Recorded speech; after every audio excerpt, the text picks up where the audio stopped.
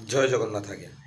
ତ ଆଜିକା ସମୟରେ ଏମିତି କିଛି ଲୋକ ଅଛନ୍ତି ଯିଏକି ବହୁତ ପଇସା ଅଛି ବୋଲି ସେ ବହୁତ ଗର୍ବ କରନ୍ତି ଏବଂ ଆମ ସମାଜର ଲୋକମାନେ ମଧ୍ୟ ସେଇଭଳି ବଡ଼ ଲୋକିଆ ବାବୁମାନଙ୍କ ଟଙ୍କା ଦେଖି ତାଙ୍କର ଚାମଚା କରନ୍ତି। ଧନୀ ଲୋକ ବା ପଇସା ଥିବା ଲୋକଙ୍କର ଆଜିକା ସମାଜରେ ଆଜ୍ଞା ବହୁତ ସମ୍ମାନ ମିଳେ।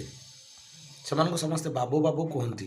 ସେମାନେ ମଧ୍ୟ ତାଙ୍କ ଟଙ୍କା ସମ୍ପତ୍ତି ପ୍ରତିପତ୍ତି ପାଇଁ କିଛି ଲୋକଙ୍କୁ ଆକ୍ଷେପ କରନ୍ତି, ଗରିବ ଲୋକଙ୍କୁ ବହୁତ କଟୁ ବାକ୍ୟ କୁହନ୍ତି।